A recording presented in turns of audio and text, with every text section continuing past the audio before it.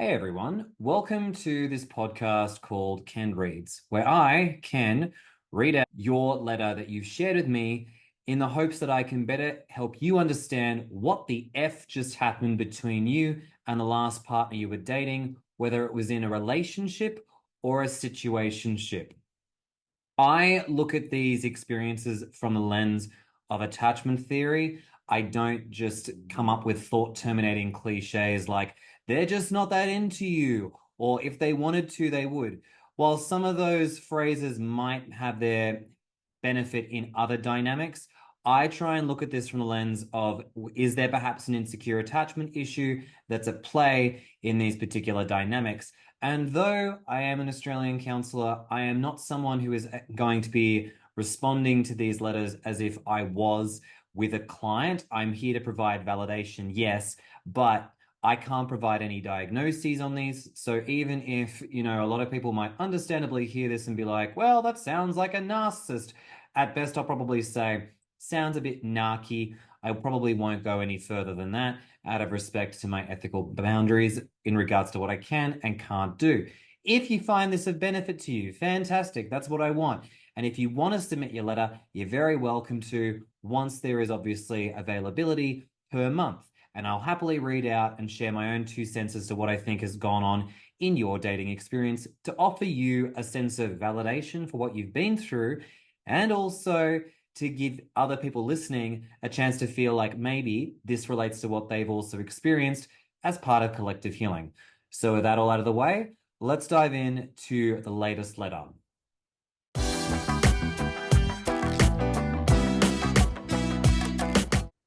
Tonight's letter comes from Elizabeth, and Elizabeth writes, my ex and I were together for 13 months. I'm also a mental health therapist and had been working on my anxious attachment for a few years when we met. He pursued me even though I was initially hesitant to date. He seemed secure and showed interest and consistency, which I wasn't used to. I recognized I was scared to be liked so much, but I acknowledged this and moved through my fear. Briefest of pauses. What's really interesting here is that Elizabeth is identifying as a mental health practitioner. And I want to make it very clear that none of us in the field are immune to going through this. So I'm really grateful that Elizabeth is actually sharing that about her, because it just goes to show that we can understand the theory of these experiences. We might not be prepared for what actually we go through when we're dating people like this. I am obviously assuming she's going to talk about dating someone with a severe avoidant attachment style. But the point simply is our profession isn't a protective barrier from going through life. But let's continue. Elizabeth writes, we would talk for hours on the phone, and he shared how much he appreciated my emotional availability and ability to communicate. Early in our relationship, he thanked me for being open with my emotions and said they would never be too much for him, a wound from childhood that I had communicated. That's really good. He shared how he was going to hold on to our relationship for as long as I would, because it was something special. He even called a friend and said he thought he'd found the one. When I met his family for the first time, his dad became emotional and thanked me for making his son so happy. When it came to conflict, he said we were a team and he would hold my hand as we dealt with problems together. I believed that I had found my person. He would call me the love of his life, and after about 6 months, we started discussing moving in together. We took a trip after 6 months, and I knew this would be a good test for our relationship. The trip was wonderful, and I felt even more secure in our relationship. Around this time, he moved into a house down the street to be closer to me. The idea was to move in together after my lease was over. Now, after 12 months of dating, we're at January 2024, we decided to have a test run with living together, something which he suggested after living with two previous partners. Needless to say, the test run didn't go so well. I knew he had certain habits, but he said he wanted me to see what it was like to live with him before moving in officially. Okay, before we continue, you know, everything up until Jan 2024 is sounding pretty ideal, right? Lengthy conversations, the family's enamored by you, the holiday was spectacular, you've been communicating about how you want to feel like you can express your emotions and it not feel like you're being too much. And he's also telling you that when it comes to conflict, we'll work through it together. And it seems like the idea of moving in together is being premeditated on the basis that it's like, hey, if we do this, let's just, you know, see what it's like to live together before necessarily getting in too deep. So, on the surface, we might say, oh, this is all sounding, like it's pretty secure, like it's pretty good. However, before I read any further and find out what was going on beneath the surface, they're once again, consistent to the letters I read, a theme of rush. I feel a bit of intensity to what's going on here, and I feel like things are barreling along very quickly, which is not to say that I don't think this is fake. I don't think that this guy is being disingenuous, but I do think that there is a lot of intensity and a lot of rush here. So, yeah, let's continue. Oh, I knew from the beginning that he enjoyed smoking weed, playing video games, and sleeping. Sorry, I'm being cheeky when I say this. Enjoying weed, playing video games, and sleeping. I'm just curious to what degree the sleeping was problematic because, I mean, I personally don't mind sleeping either, but was that to such a degree that he was like sleeping during moments of intimacy? He was sleeping like more than a normal person would. I'm just curious about that piece because I think we all sleep for the sake of staying alive and functioning. The smoking weed piece, I'm curious to know if that's something which is an ongoing thing for him. Personally, I'm not judging people's, drug use here, but all I would say is that how much someone smokes weed and also how much someone plays video games can absolutely be a cause for concern. So interesting to hear that it's being brought up now. Um, so yeah. Then Elizabeth writes, he was also a bit of a workaholic. That's always a bit of a glaring red flag for me these days. However, at the beginning of our relationship, he made a point of prioritizing our relationship. I also encouraged him to think about getting tested for ADHD because he also exhibited the symptoms. He regularly stayed up until the early morning, which caused irregular sleep. Oh, that explains it. At the beginning of our relationship, he was so excited to hear from me and wanted me to wake him up, but eventually he became frustrated with me if I reached out before he was awake, which was sometimes at 12 or 2 p.m. Okay, yeah, that is an issue. I'm glad you clarified because I was like, what's wrong with sleep? Now I can see why. Dysregulated sleep. Throughout our relationship, his weed usage seemed to have increased. Ooh.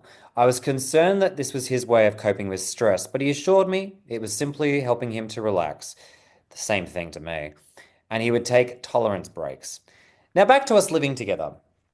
When we were trying to do this, I'd moved in and he didn't alter his schedule or lifestyle to accommodate another person living with him. Interesting. I felt isolated and like I was a nuisance to him. He had this pattern of lying down to go to bed, but then get up to smoke and play video games. And at one point, I suddenly left the house for a few hours because I felt more lonely being in the house than being alone. This was triggering to him, and he said how hurt he was that I left. I told him that it was important to think about how our lifestyles were going to align, but I was committed to figuring it out and wanted to understand him. He said he needed space, and the next day he came over and whoa, that escalated quickly. Um, Jesus. He said he needed space, and the next day he came over intending to break up with me.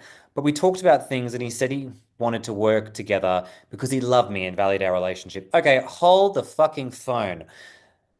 Just hold everything. So, how did we go from we're a team and we'll navigate conflict to all of a sudden him just about to break up with you and you had to walk him off that ledge? Like, what? And also, it sounds to me like he got so wrapped up in the idea of you living together, but not actually getting, out of his own way. Meaning that I feel like he's been self-sabotaging this relationship through his dysfunctional behavior. And I feel like he's also been, okay, I know you refer to him as having potential ADHD, him being an ADHD, I should say. But let's put that to one side for a minute. The word I was going to use, which is also used, I understand, for people who are neurodivergent, was masking. I am getting the sense that, and I'm using this in the non-neurodivergent context of the word, I feel like he has been, in a way, showing up at 110% in a way that is very over the top loving. without actually being his authentic self. And I think part of his authentic self includes the dysregulated sleep, the video games, the weed use. And I feel like he's got so many coping skills to manage a lot of distress that's going for him. And as soon as you move in, it's interesting how this stuff comes out of like left field. Like even though you knew a little bit about this, it's interesting how you're getting all of this now when you tried moving in. And it's interesting how there was such an escalation from let's just take this one step at a time to see if we like it to we need to think about breaking up. Not even think about it from the sounds of it. It sounds like he came in with a bit of conviction to break up with you. I also think it's interesting how you were the one to tell him about lifestyle alignment. You were just like to him, hey, I think we need to think about how our lifestyles are working out, which to me, based on this letter, I don't know how you delivered that, but I'd like to assume you probably did it gently. It seems like that then led him to then want to break up with you. It's just interesting because this man is fragile. Like this man is very sensitive to feedback, which is suggesting to me that his ego is sensitive, his ability to take feedback is pretty bad. It's pretty hard to work with someone like that, especially knowing now that they're actually not capable of navigating conflict. So, yeah, that's not good to go through. Anyways, let's continue. Also, actually, no, sorry, last thing on that paragraph. It's interesting how this sentence was reading. It read, he said he needed space, and the next day he came over intending to break up with me. But then he talks about things between us and says he wanted it to work out together between us because he loved me and valued our relationship. To anyone listening to this, can you just see how there's such a huge emotional shift that's taking place? Like that level of like dysregulation and shifting is just really not okay. Like this man does not sound like he's able to work through a lot of those intense emotions. And he goes from, being in a position where you're, the most incredible person to get the hell away from me. All right, next paragraph. For the next month, going into February 2024, I thought we were working on things, but something seemed off. Intimacy had changed, and he said he couldn't trust me after I left abruptly. I was genuinely apologetic for hurting him and tried to show through action that I wasn't going anywhere. While things seemed off, I avoided prying because I thought it'd bother him. At the end of February 2024, he asked about my ring size for an engagement ring. However, 4 days later, something still seemed off. Finally, he told me that he wasn't sure he wanted kids, and that's why he was avoiding intimacy. Is that really why he was avoiding intimacy? My brain says that just seems like an excuse to me. Now, this was shocking to me as we talked about a family throughout our entire relationship. He said he didn't want to break up, but then a few hours later, without much emotion, he said we were done, and he didn't see us getting back together. I felt like a rug had been ripped out from under me, I bet you did, and I was heartbroken. He said he couldn't quite articulate why we were breaking up, but that he needed to work on himself alone. He commented he couldn't give me what I deserved, and I should find someone who would. Far out. Sorry, find someone who could. Jesus, Elizabeth. I'm sorry that you've gone through that. That's fucking terrible. I know there's more to the story that you've shared, but I just want to take a moment here to say that's terrible.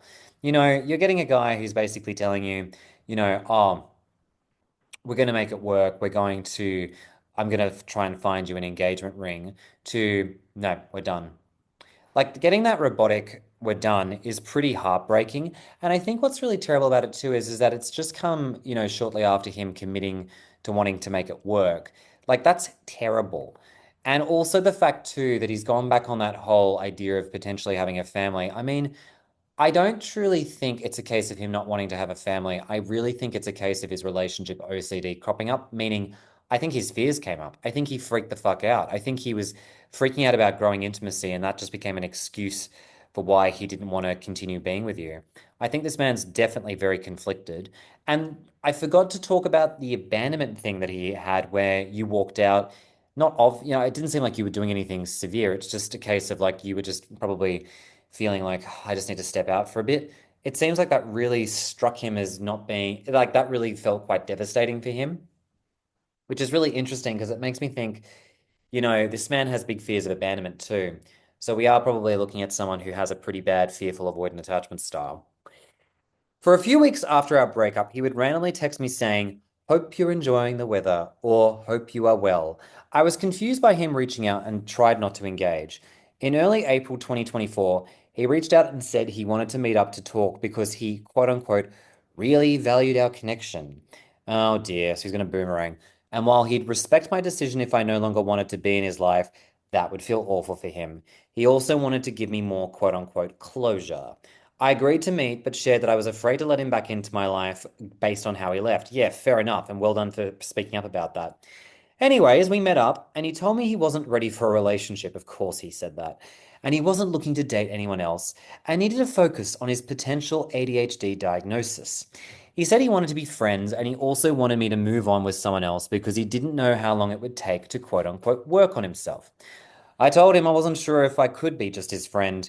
He then became angry and stormed off. Yeah, he's definitely a fearful avoidant because that again just triggered his sense of abandonment, and also he wanted control. My heart was breaking again, and I called him back and agreed, okay, let's be friends. Oh dear, fawning. The next day, we hung out, and he had brought my favorite chocolate and wine. Ooh. For the next 5-ish months, he texted me daily, spoke on the phone regularly, and we saw each other often since we lived down the street.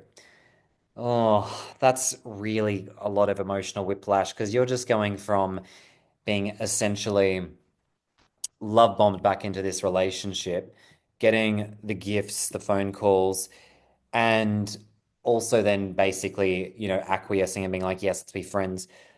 This is not good, Elizabeth. Like, honestly, just something to be very aware of is it seems like something got activated inside of you when he was disappointed with you turning down the friendship offer.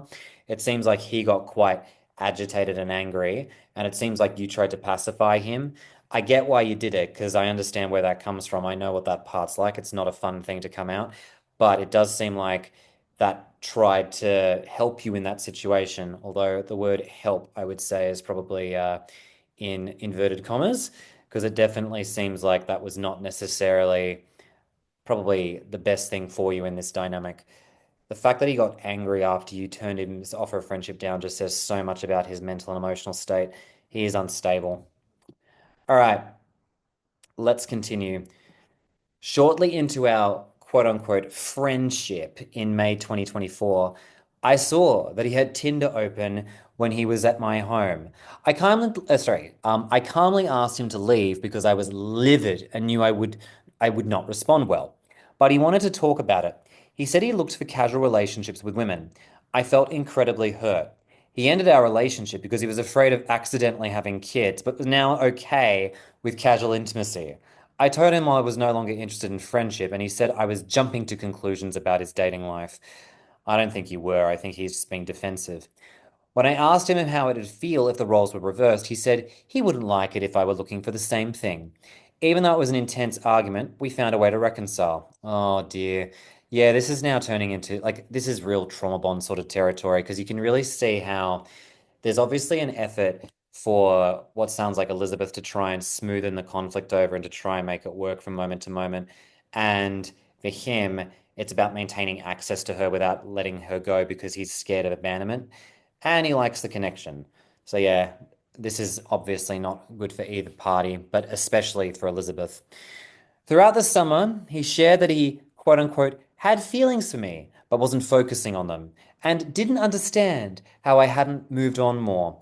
In August of 2024, as he said goodnight on the phone, he said, I love you, but assured me it was a slip. You mean like a Freudian slip? Be careful with those because usually what slips out isn't always just a slip of the tongue. So, ooh, be very careful with that, matey. A month later, now we're in September, he called me and said he no longer wanted the pressure to text back within 48 to 72 hours. I'm assuming you never made him, like, I'm assuming there was never that boundary in the first place. So that to me just seems like a very rebellious side of him coming out, being like, I no longer want to do this. It's like, bro, calm down. He also said he, quote unquote, finally understood why he broke up with me and wanted to give me the closure he hadn't before. Also, it wasn't the kids. Okay, so what was the answer? He came over that evening and told me the original reasons he broke up with me weren't true, and the real reason was because I was, quote unquote, too emotional for him, and I was an emotional time bomb waiting to go off. No. Oh no, that is so not okay.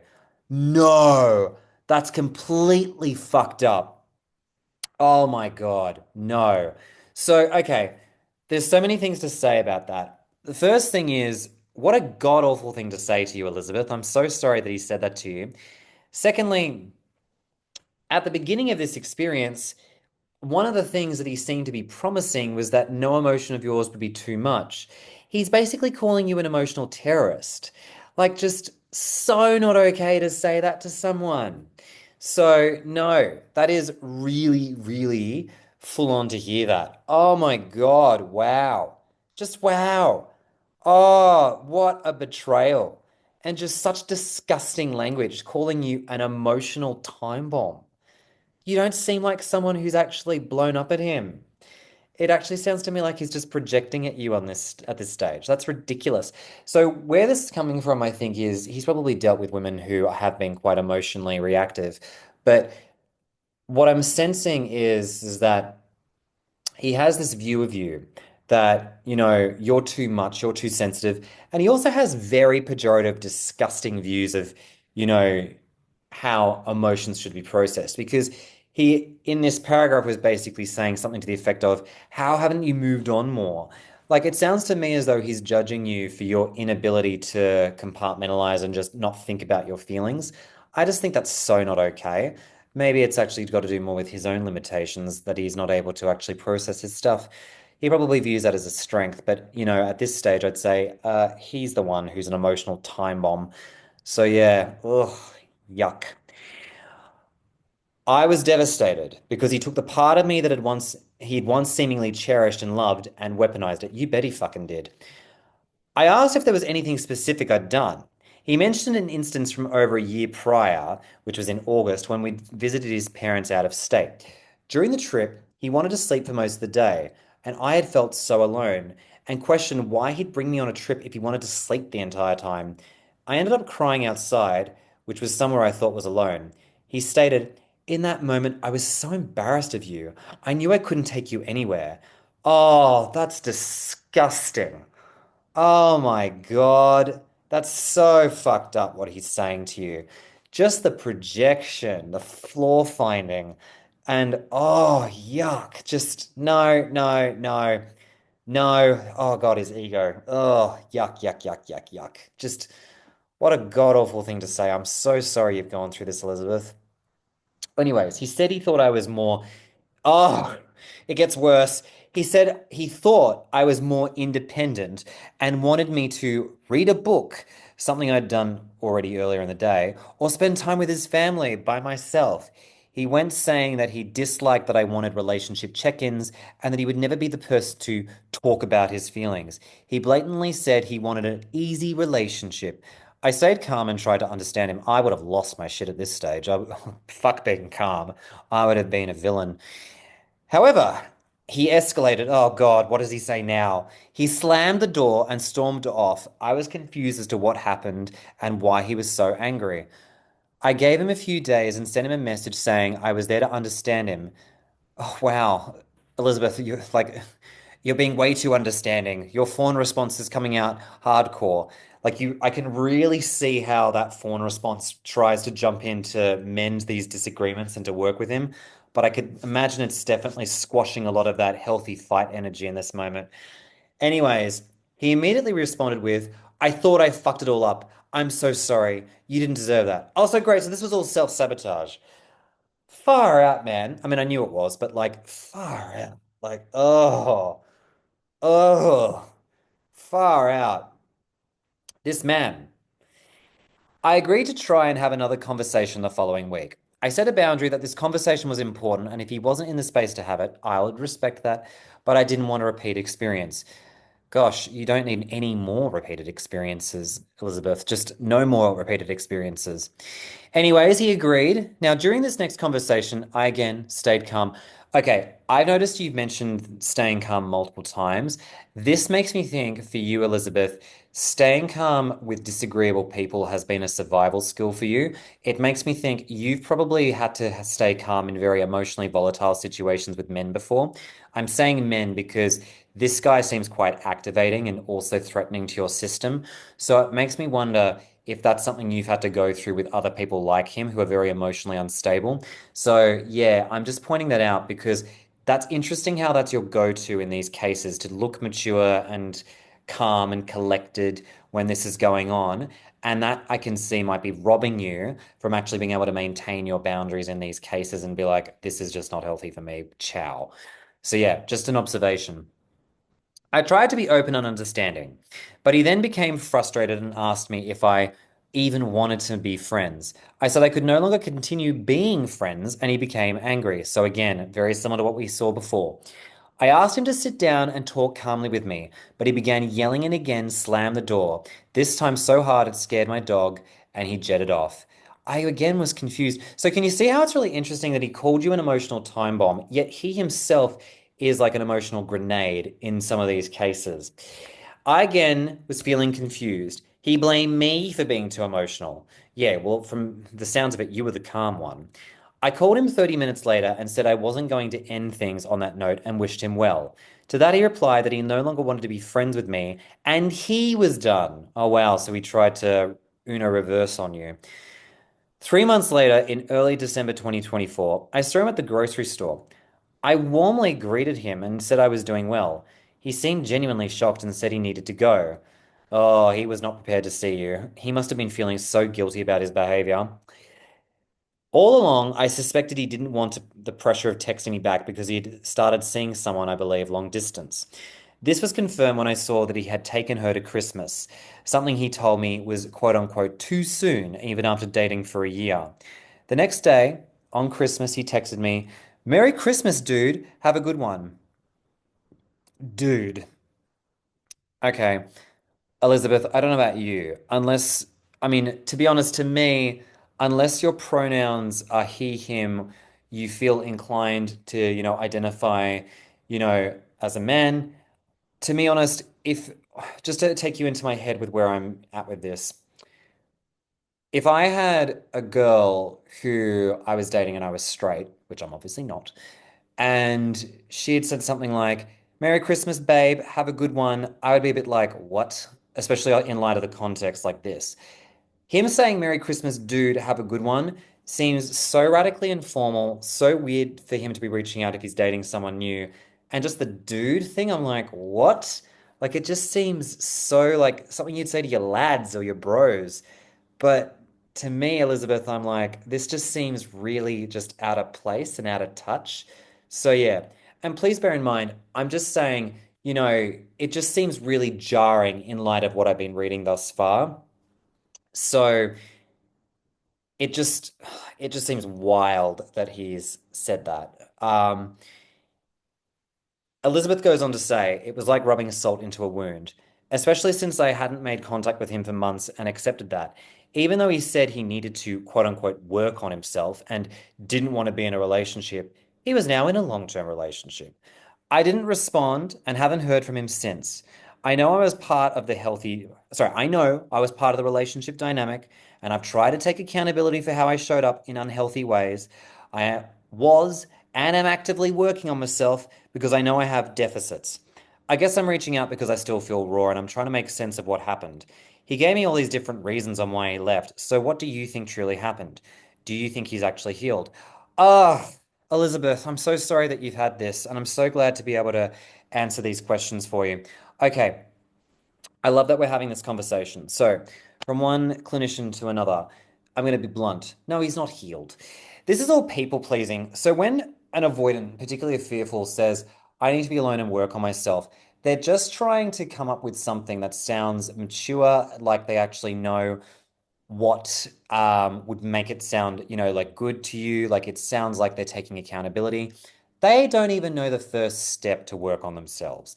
They don't even know what that would take. Many people think, that healing is just reading maybe a self-development book, going to therapy, doing some yoga and meditation. What they don't realize is that real healing is painful, unpleasant, uncomfortable. It can certainly involve the meditation, the yoga, and going to therapy. It can involve reading good books to help you understand your life better and to make sense of what you're experiencing. However, the process of change is a slow, steady burn that is so uncomfortable. And I say this from my own lived experience. It is where we look at ourselves. So for him, let me explain what that would look like for him. He would need to look at that moment, one of many moments, like when he called you an emotional time bomb, and be like, why did I react that way? What was inside of me that did that? I guarantee if he really sat with himself, I think it would be because he felt shame about the fact that he has big emotions and he doesn't like his own emotional responsiveness. He would then have to sit with the discomfort of actually being someone who is emotionally capable of being an emotional time bomb. And I think he would actually have to sit with the fact that he can be like an emotional time bomb. Do you know how hard it is to actually reconcile that concept that you're not actually as strong and secure as you think you are? You're not as independent. You're actually kind of volatile. You know, it can be very hard for people to sit with that knowledge and be like, shit, I can act like that. Like, fuck, that's really bad. But that's only step one. Once you have that awareness, well, where do you go from there? So, how do you make peace with that side of you that can act like an emotional time bomb? Well, that would mean getting to know that part of you and be like, okay, what's the reason you get activated? What's the reason that you feel so called to be very aggressive when you're feeling abandonment? What's the reason that you get so triggered when you see emotions in others and also in yourself? What comes up for you there? And is it shame related to something in the past? What happened in the past that made you feel that way? You know, it sounds to me like in the language of, internal family systems therapy, that part of him that called you an emotional time bomb might be what we call a fire extinguisher, meaning that it's there to put out any of the potential shame he feels inside of himself. So he just blitzkriegs and obliterates things that don't agree with him. So, working through that and actually sitting with the discomfort that that part of him holds, which is we cannot feel like we are emotional. We cannot feel weak and helpless and pathetic. Do you know how uncomfortable that actually is? And it takes a long while to work through that. Just when you think you've worked through one layer of it, you realize there's 200 million more to go. It's a long and steady process. So, going back to the question, do I think he's actually healed? No, he wouldn't even started. In fact, I'd even say he's gone back a step because he's coping with a new relationship, right? And it doesn't seem to me like he's actually processed you off the back of this either because he's still reaching out with a Merry Christmas, dude. So there's that. And I can understand feeling raw and wanting to make sense of it all too, because it is painful what you've been through. Elizabeth, I'm so sorry that you've gone through this because this is really such a painful experience. And lastly, you ask, what do I think truly happened as to why he left? Look, I think he just got triggered the fuck out as soon as you guys were getting more intimate and closer together. I think as you moved in, all of his shit got activated and he had all these like defensive parts of him come out with the weed, the gaming, the sleep dysregulation. To me, this is a man who can't do relationships. It's true the ADHD might be a thing, like if he truly does have ADHD, and I'm not, in any way, shape, or form invalidating ADHDers and their unique challenges that they might navigate, in interpersonal relationships and how that might be, brought up through sleep dysregulation and other related stuff. But in this context, I actually don't think it's so much a cause of his ADHD that's the problem. I actually think that a lot of this stuff is his own fear of getting close, his relationship OCD. I think the whole like, oh, I don't want to have kids, the you're an emotional time bomb, all that shit is just excuses and bullshit that he's throwing at you to avoid getting close. I'm going to round out here. Elizabeth, like I said, from one clinician to another, my heart goes out to you because this is truly a painful experience to have gone through. Thank you for, your willingness and also your respect to actually, sorry, your, how do I put it? Thank you for trusting me to basically talk about this, online because I can see how painful this, would have been for you. And I'm sorry that you've gone through this. So in any case, to anyone who's experienced something like this, please understand that this is very normal to go through with someone like this. Like I said before, mental health practitioners are not immune to these dating experiences, and they can truly rock our world and make us feel a lot of shame and embarrassment that even with our credentials, we couldn't see the writing on the wall for a lot of this stuff. And in many cases, there was no writing for us to see because we may not have understood what that writing actually meant. In any case, thank you, and I will see you guys around for the next letter reading.